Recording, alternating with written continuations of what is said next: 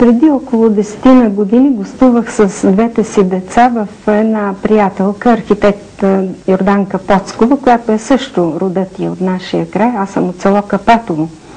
И там при нея беше една нейна приятелка, с която ме запозна. И когато тя разбра, че аз съм от този край, ми зададе въпроса: вие като сте от този край, какво знаете за митрополит Борис? И ми разказа, ние, казва, бяхме много близки с митрополит Борис.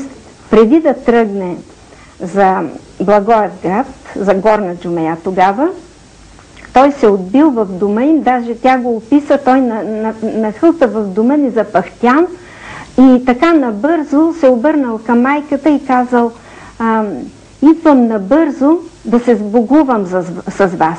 Тя казала: съкън, Борисе, какво е това да се сбогуваш с нас? Какво е това бързане от тебе? А той казва радостен чак, казва: да, точно така, да се сбогувам, защото това ще бъде последното ни виждане. Снощи аз получих знамение, че моят край идва. И какво знамение, Борисе, получи? Ами сънувах, че падна огън от небето и този огън ме грабна и мене в небето. Това е истина, това ще бъде моят край. Аз отивам да осветя черквата в Свети Димитър в село Коларово, но вероятно това ще бъде моят край. Дойде този убиецът и той му вика: синко, спри, че вършиш грях. Той стреля втори път, го уби напълно. За мен дядо Борис е един съвременен светец, защото вярата му го закара на една доброволна мъченическа смърт. Защото това, което той е изучавал в семинарията в Цариград, в Черновец, и където е бил, той го приложил в живота. Защото такива личности като него са приемници на истина, на божествената благодат на апостолите. Защото Неврокопски митрополит Борис не само се подготви да бъде един светилник на българска родна земя, но той се подготви да бъде един светилник в цялата православна църква.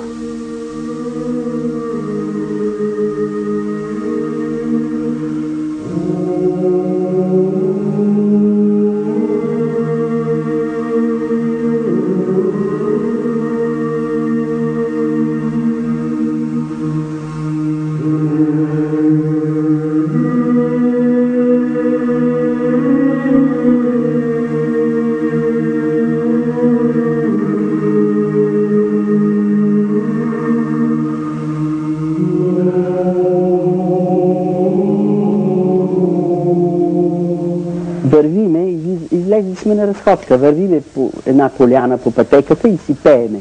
Донка се вгоре изгуби, найде овчар будала и казва: дай, Донке, да те целуна. И в този момент дядо Борис насреща и той излезъл на разходка и ние се стъписахме, засрамихме се, обаче няма как. Целунахме му ръка, извинихме се. Не, вика, пейте си, песента е хубаво нещо. Песента, вие сте млади, песента носи здраве, носи лекота и така нататък. И ми казва: ама защо сте се обули? Събуйте се и вървете, казва, да чувствате топлината на земята. И той по цял ден ходеше, по цял ден вземе си храничка и по цял ден е из планината. Неделни дни, празнични дни, пък служеше в църквата и после пак си отиваше из планината. А той наистина беше лек. Ходеше подвижно и с право може да го нарече наистина дивата пиринска коза. Това не е обидно, това е много хубаво, бих казал аз, хубав епитет, защото той си наистина беше голям турист. И когато ни срещнаше децата, винаги ни галеше по главите. Имам прекрасен детски спомен за една бъдни вечер, когато той дойде седна на трапезата ни, благослови трапезата ни. Ние децата си казахме молитвите и това никога няма да го забравя. Майка ми беше подготвила постно ядене, той се нахрани заедно с нас, благослови и се прибра. Моя баща не се е заселил в този край, защото не е намерил препитание и се е заселил в Хасковския окръг, в Любимец и Харманли. Семейството ни беше голямо, много бедно, нямахме възможност да живеем като хора, но той се познаваше с дядо Борис. Често пъти ходеше в София при него и дядо Борис много ни помагаше. И материално, като ни даваше средства, пари, отпущаше на семейството ни. Освен това той помогна да се снабдиме и с документи, които ние нямахме от Гърция. Когато имаше големите празници, християнски празници, каквито са, да кажем, Василов ден или Сурова, като деца с нашарени суроватки отивахме при него да го сурвакаме и той ни даваше дребни пари или пък някои лакомства за деца, шоколад, бисквити и т.н. Дядо Борис пък ни приветстваше с добре дошли мои чеда. Той много се радваше на нас, много ни обичаше. Пожелаваше ни успех в овладяването на научните знания, но същевременно предупреждаваше никога да не се възгордяваме, защото това е грях. И добавяше той, че между наука и по-специално между православие и наука няма абсолютно никакво противоречие. И казваше той, спомням си, най-добрата наука е тази, която признава своето безсилие пред всемогъществото на Бога. Това ни поразяваше. До днес се пазят построените от него храмове, нови, големи храмове, църковни храмове на територията на Неврокопска митрополия. Това е храмът в град Сандански на името на светия великомъченик Георги, храмът в град Кресна, сегашният град Кресна, който е построен даже по негов проект, митрополитският дом, запазен и до днес в Горна Джумая. Той е главният виновник, за да се вдигне схизмата, наложена от Цариградската патриаршия на Българската православна църква. Тази схизма над 70 години тегнеше върху Българската православна църква. Та именно дядо Борис и дядо Софрони ходиха тогава в Цариград и подготвиха, така да се каже, почвата за премахване на схизмата. Друго характерно от неговата дейност като неврокопски митрополит, това е създаденият своеобразен морален кодекс от него, на който трябва да се подчиняват всички свещеници. Известни са неговите 58 правила, морални изисквания към поведението и към свещеническата дейност. Само няколко от тях ще кажа. Това са честност, преданост, родолюбие. Той беше един наставник. Той не каза, свещеника трябва да бъде образец. Трябва, като върви по улицата, и там да проповядва. Както в църква, както в домовете, така и по улицата. Когато идва за митрополит в Неврокоп, първото нещо е да изпрати окръжно писмо до всички свещеници да търсят будни момчета, които да се изпратят в семинарията, за да могат да се подготвят за едни достойни свещенослужители в Народната ни църква. Освен това, той прави един 7-годишен курс, програма за просвета на всички православни християни. Имах една среща с общественици, по-възрастни хора в Гоца Делчев, Неврокоп. И останах изненадан, когато тези хора ми казаха за богослужебния кръг в църквата и имаха някакви изисквания към някои свещеници, които малко бяха отстъпили от каноните да четат. До трета песен и ми казват: Дядо Владика, като четат каноните, да ги четат ясно. И певците, и четците, и свещеници, когато са. И аз казвам, за кои канони става въпрос? Как казва за кои канони? В неделя имаме възкресен канон, имаме кръстовъзкресен, богородичен и на светията. Тогава питам, откъде ги знаете вие тези работи? Ние, казва, ги знаем от дядо Борис, защото той не просвещаваше. Той не казваше какъв е смисъл на богослужението и какво е вложено в самото богослужение. Истините на вярата ни.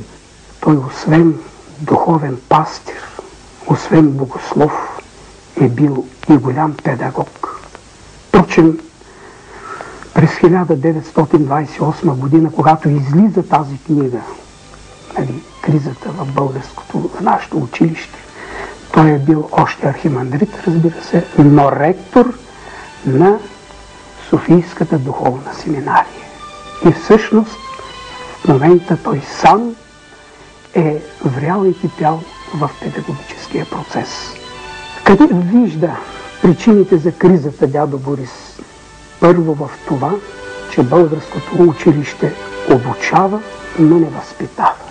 Всъщност в учебния процес тече, така да се каже, една тенденция на непрекъснато интелектуализиране на учениковата личност.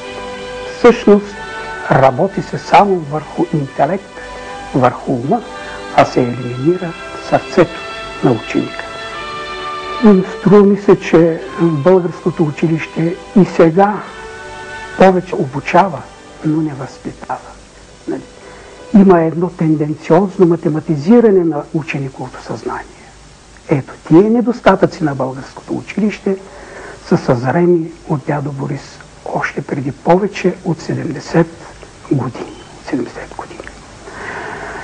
Втората причина за кризата на българското образование дядо Борис вижда в това, че българското училище посява в душата на ученика съмнението и безразличието. От безразличието се минава към отрицанието и респективно към отрицанието на Бога.